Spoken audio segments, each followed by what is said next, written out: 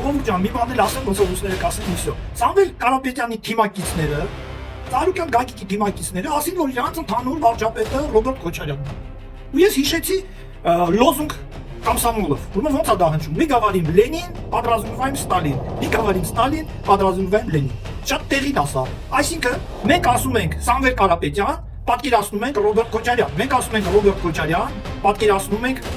Վլադիմիր Պուտին։ Մենք ասում ենք Վլադիմիր Պուտին, պատկերացնում ենք Դուգին, պատկերացնում ենք Լուկաշենկո, հա, կստати, եթե Լուկաշենկոին պատկերացնում, Ծառուկյան Գագիկ են պատկերացնում։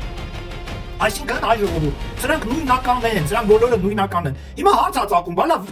որ չընտրենք, Ռուսաստանը մեր գազը կանջատի, մեր ծիրանը չի առնի։ Այդ էլ ցավոտան է, Ռուսաստանը ամբողջ է, Ռուսաստանը որ ասում է Ծայրահեղ Կալինինգրադից մինչև Կամչատկա ապրում է ընդամենը 120 միլիոն ուռացած թվերով։ Մենակ Ճապոնիայում 180 միլիոն ապրում։ Մենք փոխնակ ամբողջ աշխարհի հետ գործ ունենանք։ Կամ մեր խոպանչիները ոնց են գնալու խոպան։ Պետք է Հայաստանում այնց անել, որ խոպանչիները խոպան չգնան, ստեղ ասֆալտներ կառուցենք, ստեղ հազարավոր մի բան ունենք, գործեր ունենք։ Ոնց կարելի է արժեքները անկախ Հայաստանի, սուվերեն Հայաստանի Ծիրանի հետ փոխել։ Հայ ենթադրենք դու Ծիրանի հետ փոխի։ Ենթադրենք մեր 2 ամիս լավ ապրել։ Հետո Ռուսաստանը ձեռիցը ծախ խլելույա։ Խլելույա չի թողելու դու ունենաս քո դպրոցները խոսում են, բա մենք հայ ենք։ Հայ ենք, որտեղ հայկական պետություն ունենք։ Հենց հայկական պետություն չունեցա, այ չես լինի, բարձավ գնաց։ Դրա համար ժողովուրդ ջան, շատ